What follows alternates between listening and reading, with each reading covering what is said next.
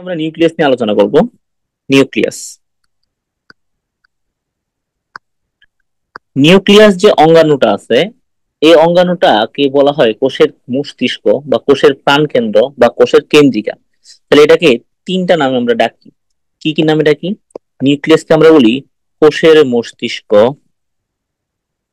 এটাকে আমরা বলি কোষের প্রাণকেন্দ্র, এটাকে আমরা বলি কেন্দ্রিকা।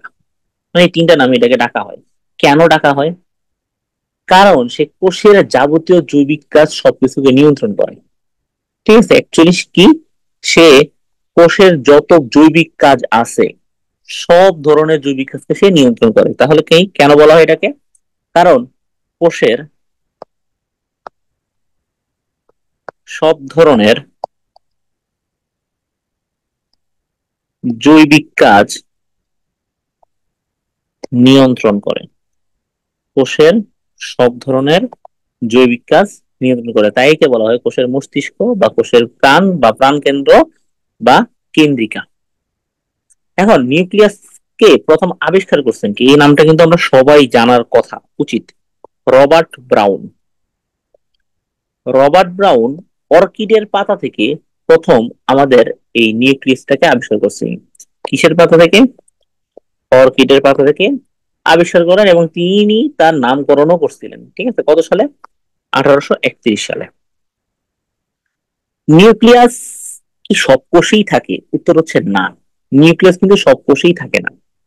নিউক্লিয়াস কিন্তু সব কোষেই থাকে না। আমরা জানি নিউক্লিয়াস যেমন আদি কোষে থাকে না, তাহলে কোথায় কোথায় থাকে না?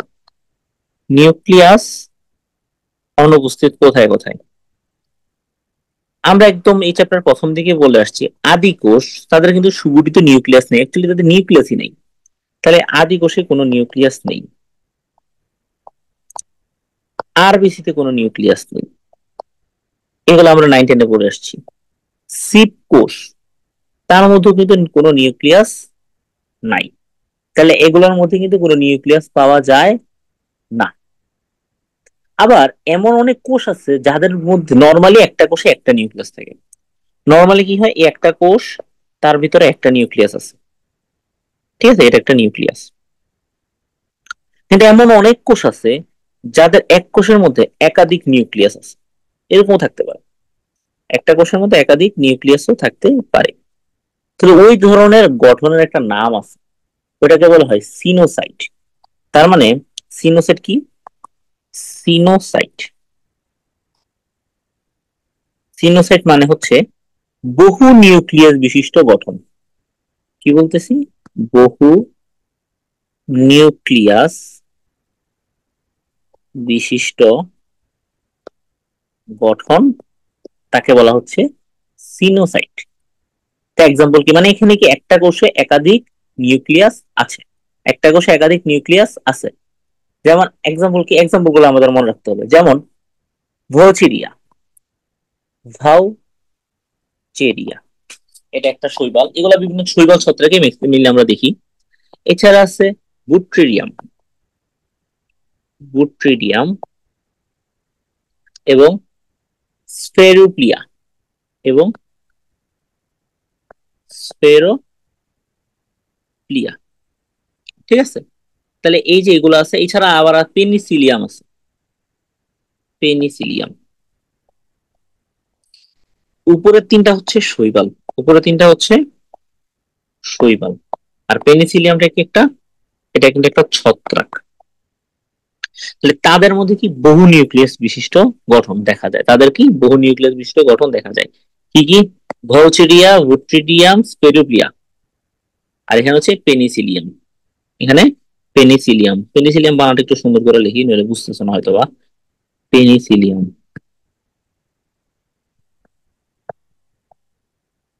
পেনিসিলিয়াম। আচ্ছা, এতটুকু তাহলে আমরা সবাই বুঝতে পারছি। এখন আম, আমি যদি নিউক্লিয়াসের আকার চিন্তা করি, নর্মালি নিউক্লিয়াস কিন্তু বৃত্তাকার হয়, এছাড়া নিউক্লিয়াস উপবৃত্তাকার হতে পারে। হ্যাঁ, বিভিন্ন অন্য আকারেরও দেখা যাইতে পারে। নিউক্লিয়াস নর্মালি কোষের ভিতরে থাকে, মানে মাঝখান বরাবর থাকে। নর্মালি কোষের কোথায় থাকে? মাঝখানে থাকে। কিন্তু উদ্ভিদ কোষের ক্ষেত্রে কোষ গহ্বর বলতে একটা জিনিস আছে আছে।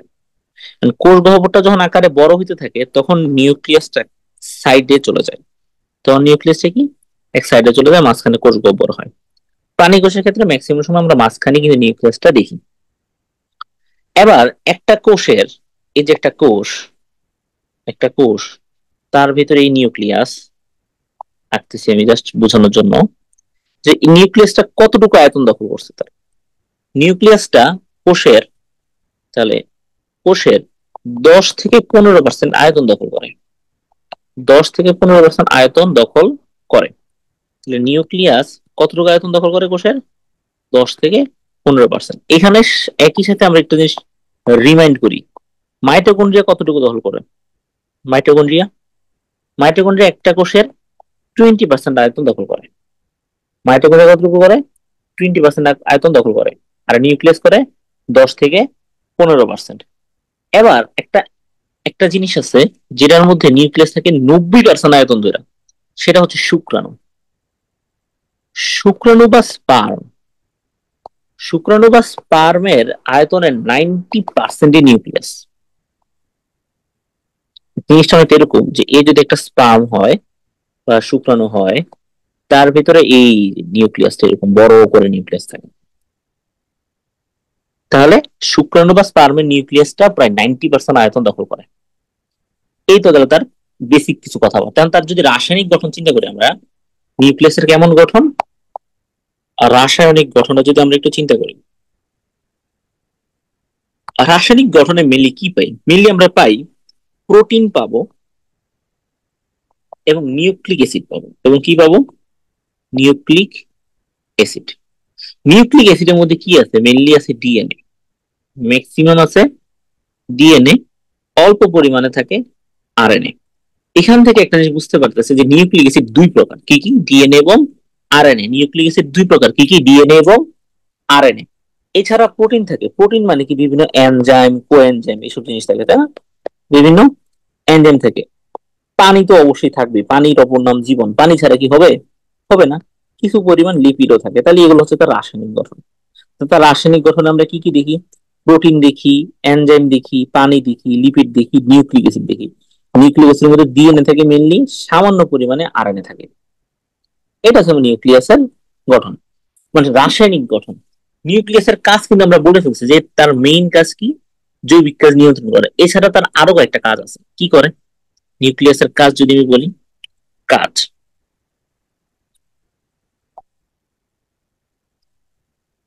যেমন নিউক্লিয়াসটা কি করে আমাদের, এই যে এক নাম্বার তো বললাম যে সকল জৈবিক কাজ নিয়ন্ত্রণ করে। এক নম্বরে সকল জৈবিক কাজ নিয়ন্ত্রণ করে। 2 নম্বরে হচ্ছে তার ভিতরে কি ক্রোমোজোম থাকে না? নিউক্লিয়াসের ভিতরে কি থাকে? ক্রোমোজোম থাকে। আর ক্রোমোজোম কি করে? বৈশিষ্ট্যকে বংশ পরম্পরায় রক্ষা করে, বংশ পরম্পরায় স্থানান্তর করে। তাহলে তার ভিতরে যে ক্রোমোজোম আছে, ক্রোমোজোমের যে কাজ সেটা তো নিউক্লিয়াসেরও কাজ, তাই না? তাহলে ক্রোমোজোমের মাধ্যমে বৈশিষ্ট্য, জীবের বৈশিষ্ট্যকে বংশ পরম্পরায় স্থানান্তর করে, রক্ষা করে। বংশ পরম্পরায় বহন করতেছে। এছাড়া তার মধ্যে আরেকটা, মানে খুব মেজর দুইটা জিনিস হয়। কি হয়? তার মধ্যে ডিএনএ থেকে ডিএনএ তৈরি হয়, এটাকে বলা হয় রেপ্লিকেশন। তার মানে তার মধ্যে ডিএনএ রেপ্লিকেশন হয়, বাংলায় যাকে বলা হয় ডিএনএ প্রতিলিপন। তোমরা ছোটবেলায় পড়ে আসছো অনুলিপন, ওই জিনিসটা একদম ভুল, আমরা বলবো প্রতিলিপন। এবং আমরা আরেকটা জিনিস এখানে হয়, সেটা হচ্ছে ডিএনএ থেকে আরএনএ তৈরি হয়, যেমন এমআরএনএ তৈরি হয়। ডিএনএ থেকে কি তৈরি হইতেছে? এমআরএনএ তৈরি হইতেছে। এবং এই জিনিসটাকে বলা হয় ট্রান্সক্রিপশন। এটাকে বলা হয় ট্রান্সক্রিপশন। তাহলে ওইটাতে কিন্তু নিউক্লিয়াস ভূমিকা রাখতেছে, নিউক্লিয়াসে এই জিনিসটা হচ্ছে। ইভেন এই এমআরএনএটা আলটিমেটলি রাইবোজোমে গিয়ে, এমআরএনএটা রাইবোজোমে গিয়ে প্রোটিন তৈরির কাজটা করতেছে, হেল্প করতেছে। তাহলে এটা কি নিউক্লিয়াসের একটা কাজ না যে সে প্রোটিন তৈরিতে হেল্প করে, একটা ভূমিকা পালন করে? যেহেতু নিউক্লিয়াস যদি এমআরএনএ তৈরি না করতো, নিউক্লিয়াসের মধ্যে যদি এমআরএনএ তৈরি না হতো, তাহলে যে প্রোটিন তৈরিটা হইতে পারতো না, ওই জায়গাটা অফ হয়ে যেত না। আশা করি এতটুকু নিউক্লিয়াসের কাজ আমরা বুঝছি, আহামরি কোনো কঠিন কিছু না। ঠিক আছে? পরীক্ষায় যে জিনিসটা আসে সেটা হচ্ছে নিউক্লিয়াসের গঠন। একটা আদর্শ নিউক্লিয়াসের গঠন কেমন হয়, এই জিনিসের ছবি আমরা ছোটবেলাও পারি, এখন আবার একটু পড়ি। ঠিক আছে, তাহলে একটা নিউক্লিয়াসের গঠন, এখানে মেনলি ভৌত গঠনটা নিয়ে আলোচনা করা হয়, তাই না? তাহলে এখানে আমরা বলতেছি নিউক্লিয়াসের গঠন। নিউক্লিয়াসের গঠনে আমরা টোটাল 4টা অংশ পাই। কয়টা অংশ পাই? 4টা অংশ পাই। সবাই প্রথমে পাই নিউক্লিয়ার এনভেলপ। সবার প্রথমে আমরা কি পাই? Nuclear envelope. সবার প্রথমে আমরা পাই নিউক্লিয়ার এনভেলপ, মানে হচ্ছে নিউক্লিয়ার মেমব্রেন। মানে হচ্ছে নিউক্লিয়ার মেমব্রেন যাকে বলি আমরা, তাই না? নিউক্লিয়ার এনভেলপ বা নিউক্লিয়ার মেমব্রেন। এখন আসলে আমরা ছবি কিন্তু আঁকা শিখতে হবে, ছবি আঁকা পারতে হবে। তাহলে ছবিটা আমি জাস্ট আঁকার মতো দেখাই। প্রথমে আমরা নিউক্লিয়ার এনভেলপটা আঁকবো।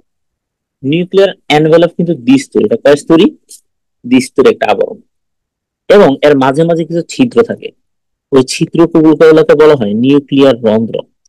ওই ছিদ্রগুলোকে বলা হয় নিউক্লিয়ার রন্ধ্র। তাহলে এই যে নিউক্লিয়ার রন্ধ্র, ঠিক আছে, এই যে নিউক্লিয়ার রন্ধ্র, এগুলোকে বলা হয় নিউক্লিয়ার রন্ধ্র। আচ্ছা, তাহলে এই যে জিনিসটা, এটা হচ্ছে আমাদের কি? Nuclear envelope. Nuclear envelope. তাহলে এটা কয়স্তরী? দ্বিস্তরী। মেন কথা কিন্তু বলে ফেলছি, এটা একটা দ্বিস্তরী আবরণ, তাই না? এটা একটা দ্বিস্তরী আবরণ। এখন কথা হচ্ছে এটা কি দ্বারা গঠিত? এটা অবশ্যই একটা ফসফোলিপিডের দ্বারা গঠিত। এটা কি ফসফোলিপিডের বাইলেয়ার? এটা কি? এটা ফসফোলিপিড বাইলেয়ার দ্বারা গঠিত। এই নিউক্লিয়ার এনভেলপের মধ্যে যে ছিদ্র থাকে তাদেরকে আমি কি বললাম? তাদেরকে বললাম যে নিউক্লিয়ার রন্ধ্র, তাই না?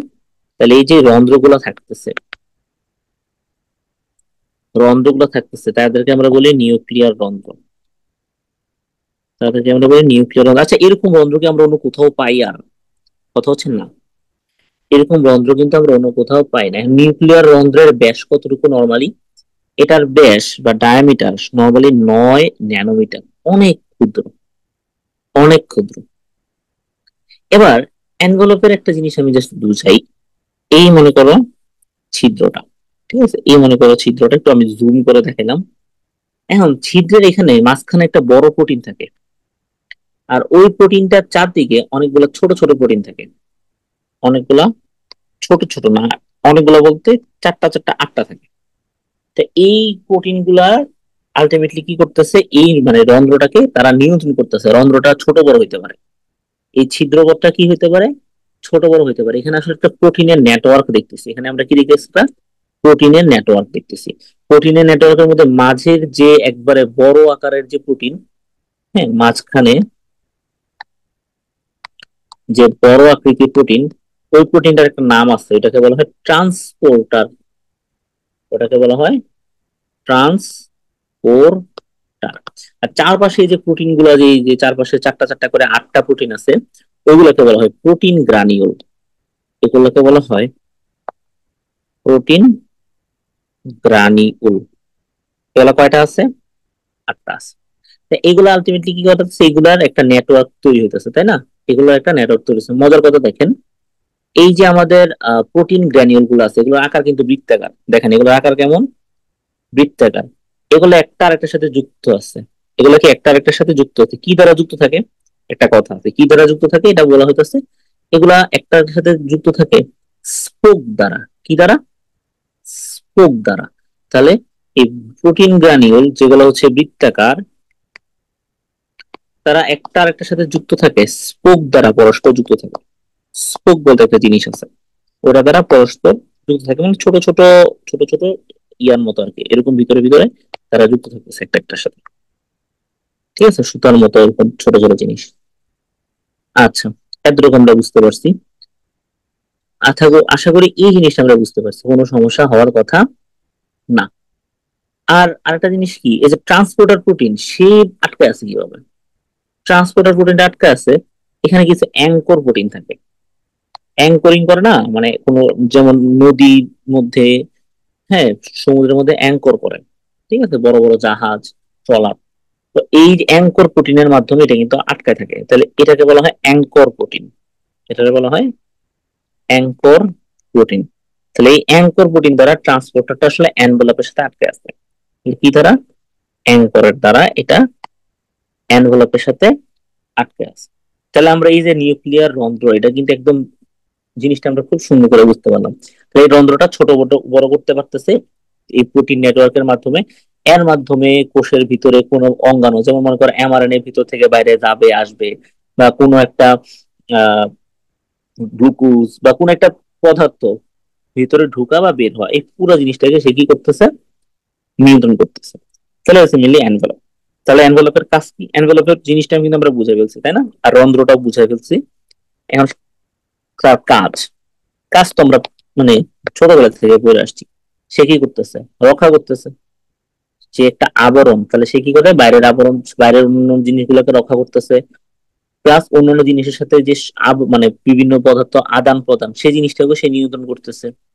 ঠিক আছে? ইভেন এনভেলপের সাথে একটা জিনিস লেগে থাকে কিন্তু, এই যে এরকম একটা জিনিস লেগে থাকে, দেখাই আমি। মানে এটার নাম জিজ্ঞেস করলে সবাই পারবা। এটা কি বলতো? এটা হচ্ছে এন্ডোপ্লাজমিক রেটিকুলাম। এটা কিন্তু এন্ডোপ্লাজমিক রেটিকুলাম। তাহলে এই এনভেলপটা কিন্তু এন্ডোপ্লাজমিক রেটিকুলামের গায়ে লেগে থাকে, মানে ওটার সাথে লেগে থাকে। নর্মালি এনভেলপের গায়ে এন এই এন্ডোপ্লাজমিক রেটিকুলামটা লেগে থাকে। ঠিক আছে? এই যেগুলো হচ্ছে তার কাজ। আর ঠিক আছে, বিভিন্ন পদার্থ আদান প্রদান করা, এগুলো একবার একবার রিডিং দিলে কিন্তু আমরা পারবা। 2 নম্বর গঠনের যে জিনিসটা, সেটা হচ্ছে নিউক্লিওপ্লাজম। 2 নম্বর যে জিনিসটা, সেটা হচ্ছে নিউক্লিয় প্লাজম। নিউক্লিওপ্লাজম জিনিসটা কি? এটা হচ্ছে এই নিউক্লিয়ার এনভেলপ দ্বারা আমাদের ভিতরে, মানে আবৃত এটার ভিতরে কিছু একবারে স্বচ্ছ, ঘন, দানাদার একটা তরল পদার্থ পাওয়া যায়। এটাকে বলা হয় নিউক্লিয় প্লাজম। এটাকে বলা হয় নিউক্লিয় প্লাজম। মানে এটা অনেকটা প্রোটোপ্লাজমিক রস। এটা এক ধরনের রস যেটা এখানে আমাদের আছে। তাহলে এটাকে কি বলা হচ্ছে? এই রসটাকে বলা হচ্ছে নিউক্লিয় প্লাজম। এটাকে কি বলা হচ্ছে? নিউক্লিয় প্লাজম। এটা আরেকটা নাম হচ্ছে ক্যারিওলিম্ফ। এটা আরেকটা নাম হচ্ছে ক্যারিওলিম্ফ। তাহলে আমরা নিউক্লিয় প্লাজম জিনিসটা কি এখন পড়ি। নিউক্লিয় প্লাজম জিনিসটা হচ্ছে নিউক্লিয়ার এনভেলপ দ্বারা আবৃত, নিউক্লিয়ার এনভেলপ দ্বারা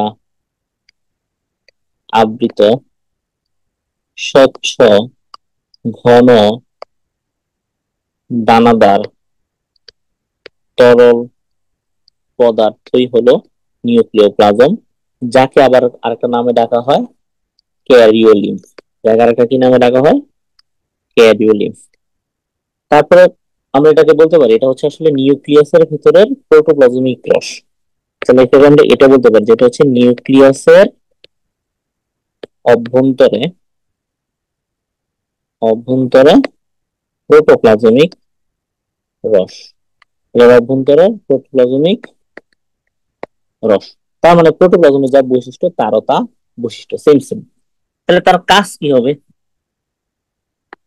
তা এই যে রস, রসটা কি করতেছে আসলে? নিউক্লিয়াসের মধ্যে যা আছে সবকিছুকে ধারণ করে।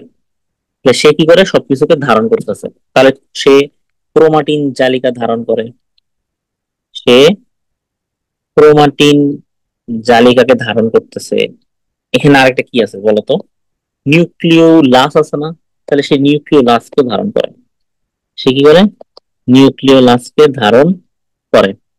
এছাড়া যেহেতু তরল, তরল পদার্থের এখানে কি হবে? সব জৈবনিক কাজগুলো হবে।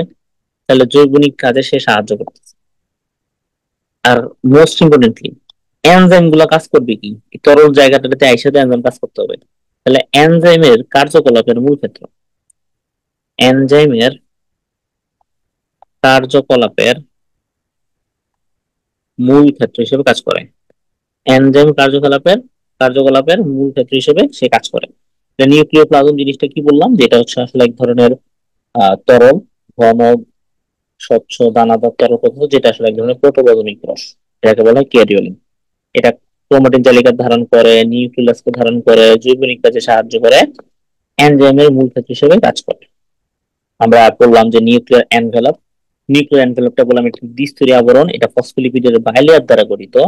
এটার ভিতরে যে রন্ধ্র থাকে তাকে বলা হয় নিউক্লিয়ার রন্ধ্র, যার ব্যাস হচ্ছে 9 ন্যানোমিটার। এই রন্ধ্রটা সংকোচন প্রসারণশীল হয় কিসের মাধ্যমে? প্রোটিনের মাধ্যমে। তো একটা প্রোটিন নেটওয়ার্ক আছে, যার মাঝখানের যে বড়টা, মাঝখানের বড় নিউক্লিয়াসটাকে বলা হয় ট্রান্সপোর্টার বা আর ট্রান্সপোর্টারটা আমাদের এই যে নিউক্লিয়ার এনভেলপের সাথে যুক্ত হয় অ্যাঙ্কর প্রোটিনের মাধ্যমে। এছাড়া চারটা চারটা করে টোটাল 8টা বৃত্তাকার প্রোটিন গ্রানিউল আছে, এগুলা পরস্পরের সাথে যুক্ত হয় স্পোক দ্বারা। তাহলে মোটামুটি আমরা এই জিনিসটা পড়া শেষ। নিউক্লিয়ার মেমব্রেন বা এনভেলপটা পড়লাম, নিউক্লিওপ্লাজম পড়লাম, এখন আমরা পড়বো নিউক্লিওলাস।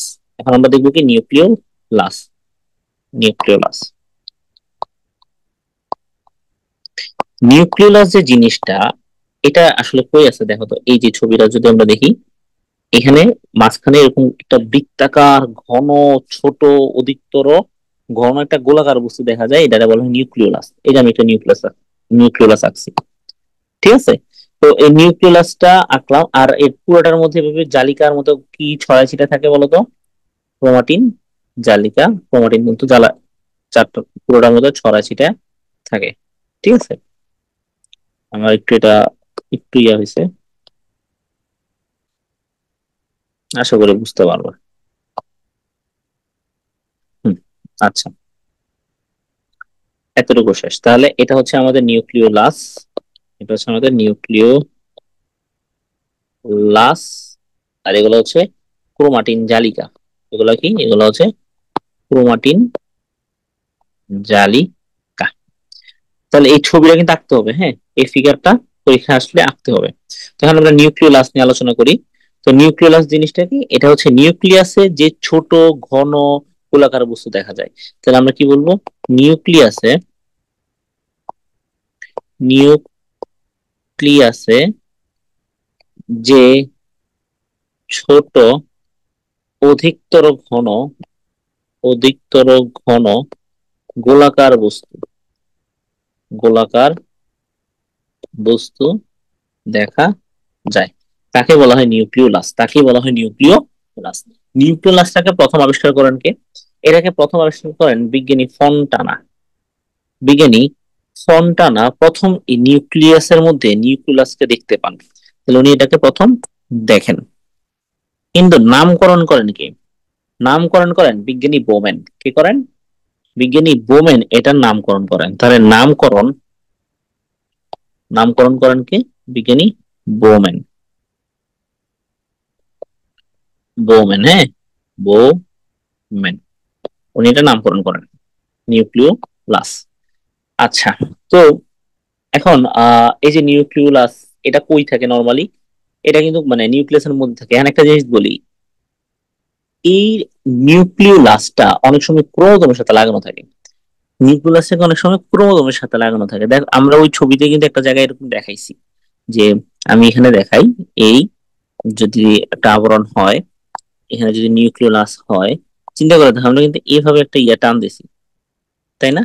তার মানে সে কিন্তু এরকম একটা ক্রোমোজোমের সাথে লেগে থাকে, ঠিক আছে। আমরা যদি একটা বড় ক্রোমোজোম চিন্তা করি, দেখা যায় কি অনেক ক্রোমোজোমের সাথে একটা জায়গায় এভাবে লেগে থাকে। তাহলে যে ক্রোমোজোমের সাথে লাগে, ওই ক্রোমোজোমকে বলা হয় স্যাট ক্রোমোজোম, আর ওই স্থানটার একটা নাম আছে, ওইটাকে বলা হয় স্যাটেলাইট। ওই স্থানটাকে কি বলা হয়?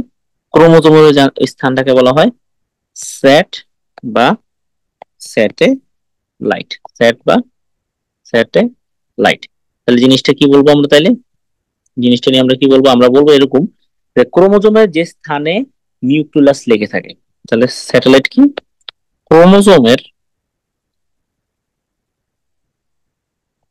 যে স্থানে নিউক্লিয়াস লেগে থাকে, ক্রোমোজোমের যে স্থানে নিউক্লিয়াস লেগে থাকে। এখন এর সংখ্যা কয়টা হয় নরমালি? নরমালি একটা নিউক্লিয়াসের মধ্যে একটাই নিউক্লিয়াস থাকে। একটা নিউক্লিয়াসের মধ্যে কি একটাই নিউক্লিয়াস থাকে, কিন্তু যদি এমন হয় যে একটা সেল, মনে করো একটা সেল, সে কোনো ধরনের প্রোটিন তৈরি করে না, সে কোনো ধরনের প্রোটিন তৈরি করে না, তাহলে ওইখানে আমরা এমন হতে পারে যে নিউক্লিওলাসটা নাই, ওইখানে আমরা এমন হতে পারে যে নিউক্লিওলাসটা নাই। হ্যাঁ, মানে এমন হতে পারে যে এই যে নিউক্লিওলাস, নিউক্লিওলাসটা নাই। আবার মনে করো একটা সেল যে যে অনেক বেশি পরিমাণে প্রোটিন তৈরি করে, দ্যাট মিনস প্রোটিন তো তৈরি করেই, অনেক বেশি পরিমাণে তৈরি করে, তখন এখানে নিউক্লিওলাসের সংখ্যা আরো বেশি হয়ে যেতে পারে, মানে নিউক্লিওলাসের সংখ্যা একাধিক হইতে পারে ওইখানে। তার মানে কি বললাম, নর্মালি কয়টা থাকবে, একটা থাকবে। আর যে কোষে কোনো ধরনের প্রোটিন তৈরি করে না ওইখানে দেখা যায় যে কোনো নিউক্লিওলাসও নাই। আর যেটার মধ্যে প্রচুর পরিমাণে প্রোটিন তৈরি করে ওইখানে দেখতেছি আমাদের একাধিক নিউক্লিওলাস আছে। তার মানে নিউক্লিয়াস কিন্তু প্রোটিন তৈরির সাথে সম্পর্কিত, একদম ইজিলি বোঝা গেছে যে সে কিন্তু প্রোটিন তৈরির সাথে সম্পর্কিত। এখন আমরা যদি চলে আসি যে তার আসলে তার ভৌত গঠনটা যদি একটু চিন্তা করতে যাই, একটা জিনিস কি, তার কোনো আবরণ বা ঝিল্লি নেই, তাহলে সে কিন্তু ঝিল্লিবিহীন। নিউক্লিয়াস কিন্তু ঝিল্লিবিহীন, তার কোনো ঝিল্লি আবিষ্কার করা যায় নাই। তার গঠনের মধ্যে কিছু তন্তুময় অংশ পাওয়া গেছে, তার গঠনে কিছুটা দানাদার অংশ পাওয়া গেছে, আর কিছু ম্যাট্রিক্সের মতো অংশ পাওয়া গেছে। তাহলে তার গঠনটাকে তিন ভাগে ভাগ করা হয়েছে, তন্তুময়, দানাদার, matrix. Not so important, just জানার জন্য জানা। তাহলে তার রাসায়নিক গঠনটা কি, এই জিনিসটা ইম্পর্টেন্ট। তার নিউক্লিয়াসের রাসায়নিক গঠন, নিউক্লিয়াসের রাসায়নিক গঠনে মেনলি প্রোটিন থাকে। কি থাকে? প্রোটিন থাকে, আরএনএ থাকে, এবং অল্প পরিমাণ ডিএনএ থাকে। এটা কার গঠনে বলতেছি? নিউক্লিওলাসের গঠন। এটা কিন্তু নিউক্লিওলাসের গঠন বলতেছি, তাই তো? নিউক্লিওলাসের কাজ, নিউক্লিওলাসের নিউক্লিওলাসের কাজ কি? এক নম্বরেও যে প্রোটিন তৈরিতে সাহায্য করে। এটা কি? প্রোটিন সংশ্লেষণ ও সংরক্ষণে সাহায্য করা। ঠিক আছে, প্রোটিন সংশ্লেষণ ও সংরক্ষণ ও সংরক্ষণের কাজ করে। দুই নম্বরে হচ্ছে আরএনএ সংশ্লেষণ করা, বিভিন্ন প্রকারের আরএনএ সে তৈরি করে। আর আরএনএ কিন্তু আসলে আমাদের প্রোটিন তৈরিতে হেল্প করে, তাই না? আর আরেকটা ইম্পর্টেন্ট জিনিস হচ্ছে নিউক্লিওটাইডের ভান্ডার হিসেবে কাজ করে। সে কি? নিউক্লিওটাইডের ভান্ডার হিসেবে কাজ করে। তাহলে কিন্তু আমাদের নিউক্লিয়াস শেষ। নিউক্লিয়াস নিয়ে আমরা কি বললাম? যে আমরা বললাম এটা হচ্ছে আসলে আমাদের নিউক্লিয়াসের মধ্যে অবস্থিত একটা ছোট অধিকতর ঘন গোলাকার বস্তু। এটা প্রথম দেখেন বিজ্ঞানী ফন্টানা, নামকরণ করেন বিজ্ঞানী বোম্যান। ক্রোমোজোমের যে জায়গাটার মধ্যে নিউক্লিয়াস লেগে থাকে তাকে বলা হয় সেট ক্রোমোজোম। যে সকল কোষ প্রচুর পরিমাণে প্রোটিন তৈরি করে সেখানে একাধিক নিউক্লিয়াস আছে, আর যেখানে প্রোটিন তৈরি করে না সেখানে কোনো নিউক্লিয়াস নাই। এটা ঝিল্লিবিহীন, এটা তন্তুময়, দানাদার, ম্যাট্রিক্স, তিনটা গঠন আছে। এটার মেইনলি হচ্ছে আরএনএ প্রোটিন, অল্প পরিমাণে ডিএনএ দ্বারা গঠিত। এর কাজের মধ্যে মেইন কাজের একটা হচ্ছে আরএনএ সংশ্লেষণ, নিউক্লিওটাইডের ভান্ডার, মানে প্রচুর পরিমাণ নিউক্লিওটাইড সে মজুত করে রাখে বা তার মধ্যে থাকে। প্রচুর পরিমাণ নিউক্লিওটাইড তার মধ্যে মজুত করা থাকে বা তার মধ্যে থাকে। এখন কথা হচ্ছে নিউক্লিওটাইড কি, এটা কিন্তু আমরা একটু পরেই জানবো, সামনেই জানতে পারবো। ঠিক আছে, তাহলে এতটুকু আমরা আশা করি বুঝতে পারছি খুব সুন্দর করে। এখন আর একটা জিনিস বাকি আছে, সেটা হচ্ছে নিউক্লিয়ার রেটিকুলাম বা ক্রোমাটিন তন্তু। লাস্ট জিনিসটা বাকি আছে সেটা কি? সেটা হচ্ছে nuclear reticulum, 4 number option. Nuclear reticulum বা এটাকে বলা হয় ক্রোমাটিন তন্তু, বা এটাকে বলা হয় ক্রোমাটিন তন্তু। এখন একটা জিনিস বুঝি আমরা, যে একটা কোষ বিশ্রামরত অবস্থায় আছে, একটা কোষ বিশ্রামরত অবস্থায় আছে, তখন তার ক্রোমোজোম গুলা একবারে জালিকার মতো বিন্যস্ত থাকে। তার মানে এটা যদি তার নিউক্লিয়াস হয়, তার ভিতরে যে ক্রোমোজোম গুলা ছিল, মনে কর এই যে ক্রোমোজোম গুলা, এই যে ক্রোমোজোম গুলা, এগুলা কি হবে? এগুলা জালিকার মতো একবারে, মানে এই যে দেখাচ্ছি, এই যে জালিকার মতো এরকম ছড়ায় ছিটায় থাকবে। আর কোষ বিভাজনের সময় এরা কি হবে? এরকম আলাদা আলাদা হয়ে আলাদা আলাদা এভাবে ক্রোমোজোম আকারে থাকে। তাহলে যাহাই ক্রোমোজোম তাহাই আসলে ক্রোমাটিন, যাহাই ক্রোমোজোম তাহাই ক্রোমাটিন। এই জিনিসটা আশা করি এতটুকু আমরা বুঝতে পারছি, ক্রোমাটিন তন্তু। আবার এই মানে এই যে ক্রোমোজোম, এই ক্রোমোজোমটা বললাম এটা, তো এই ক্রোমোজোমের মাঝখান দিয়ে এভাবে যখন কাটে, ঠিক আছে, এভাবে বিভক্ত হয় সেন্ট্রোমিয়ারটা বাদে, এভাবে লম্বালম্বি ভাবে বিভক্ত হয় প্রত্যেকটা বাহু, তখন এটাকে বলা হয় ক্রোমাটিড। তখন এটা কি বলা হয়? ক্রোমাটিড বলা হয়। ঠিক আছে, মানে ক্রোমোজোম, ক্রোমাটিড আমাদের আর ক্রোমাটিন তন্তু সবই একই জিনিস। ঠিক আছে, জাস্ট এক এক অবস্থায় এক এক রকম ধারণ করে। ঠিক আছে, এটা ক্রোমোজোম নিয়ে পুরো আমরা আলাদাভাবে পড়ালেখা করব। তো এখন মানে জাস্ট এতটুকু আমরা যার সংজ্ঞাটা একটু বলি। সেটা কি? সেটা হচ্ছে কোষের বিশ্রামরত অবস্থায়, কোষের বিশ্রামরত অবস্থায়, মানে ক্রোমোজোম নিয়ে কিন্তু আমাদের আলাদা ক্লাস হবে একটা। বিশ্রামরত অবস্থায় নিউক্লিয়াসের ভেতরে, নিউক্লিয়াসের ভেতরে জালিকার ন্যায়,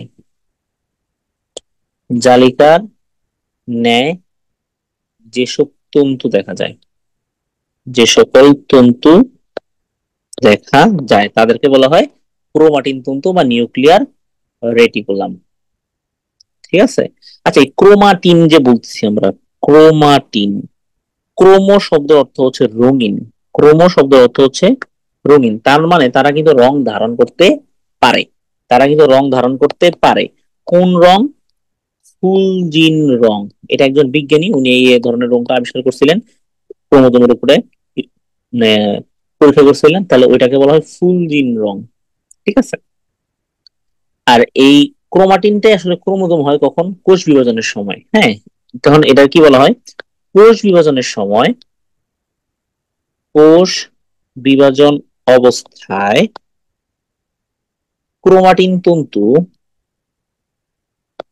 ক্রোমাটিন তন্তু কুণ্ডলিত হয়ে, কুণ্ডলিত হয়ে খাটো মোটা হয়ে, খাটো ও মোটা হয়, মোটা হয়ে পৃথকভাবে সুনির্দিষ্ট সংখ্যা আকৃতিতে দৃশ্যমান হয়। মানে তুমি এখন তাদের সংখ্যায় গুনতে পারবা যে বা 10টা আছে, 12টা আছে, 46টা ক্রোমোজোম আছে, সংখ্যায় গুনতে পারবা। আর যখন সে তন্তু আকারে ছিল তখন কিন্তু তার গুনতে পারবা না। তাহলে খাটো ও মোটা হয়ে পৃথক পৃথক ভাবে, পৃথক পৃথক ভাবে সুনির্দিষ্ট, সুনির্দিষ্ট সংখ্যা ও আকৃতিতে দৃশ্যমান হয়, সংখ্যা ও আকৃতিতে দৃশ্যমান হয়, দৃশ্যমান হয়, তখন তাকে বলা হয় ক্রোমোজোম। তখন তাকে বলা হয় ক্রোমোজোম বা ক্রোমোসোম। আশা করি এতটুকু আমরা বুঝছি। এর মেইনলি রাসায়নিক গঠনে কি থাকে? এর রাসায়নিক গঠন মেইন হচ্ছে ডিএনএ, মেইন জিনিস কি? ডিএনএ। এছাড়া থাকে হিস্টোন প্রোটিন, এছাড়া কি থাকে? কিছু হিস্টোন প্রোটিন থাকে, এটা হচ্ছে তার মেইন গঠন। হিস্টোন প্রোটিন ছাড়া কিছু নন হিস্টোন প্রোটিন থাকে, যার পরিমাণে খুবই অল্প। মেইনলি থাকে হিস্টোন প্রোটিন, তাছাড়া কিছু নন হিস্টোন প্রোটিন থাকে। এছাড়া এখানে ক্যালসিয়াম, ম্যাগনেসিয়াম এই ধাতুগুলো কাজ করে। নিউক্লিয়ার রেটিকুলামের কাজ কি? এক নম্বরে যে বংশগতির ধারক ও বাহক, যেহেতু ক্রোমোজোম আছে তাহলে কি বংশগতির ধারক ও বাহক। দুই নাম্বার যে জিনিসটা সেটা হচ্ছে মিউটেশন, প্রকরণ, এসব সৃষ্টিতে সাহায্য করে। মিউটেশন, প্রকরণ মানে ভ্যারাইটি, মিউটেশন মানে ডিএনএ চেঞ্জ হয়ে যাওয়া, ওইগুলো তো তার ভূমিকা। তাহলে এই মোটামুটি আমাদের ক্রোমাটিন তন্তু বা নিউক্লিয়ার রেটিকুলাম নিয়ে কথা। তাহলে আলটিমেটলি আমরা পুরো নিউক্লিয়াসটা বড় হয়ে গেল।